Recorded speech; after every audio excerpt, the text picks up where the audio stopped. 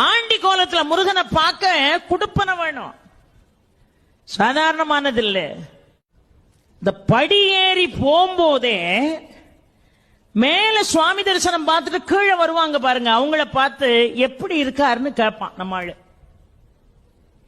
மனுஷாள் ஒருத்தரை பார்த்து இன்னொருத்தர் எப்படி இருக்கீங்கன்னு கேட்கறது இயல்பு.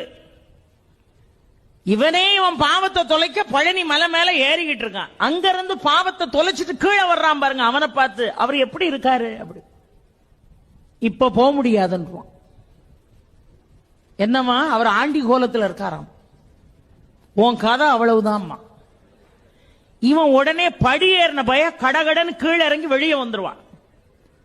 பழையபடி இட்லி சாப்பிட்டு காஃபி எவ்விய குடிச்சிட்டு பழையபடி ஏறுவான்.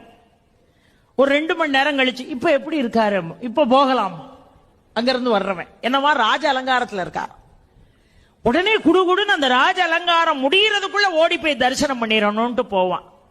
பெரியோர்களே, பூர்வ ஜென்ம புண்ணியம் செஞ்சிருந்தா மட்டும்தான் ஆண்டி கோலத்தை தரிசிக்க முடியும்.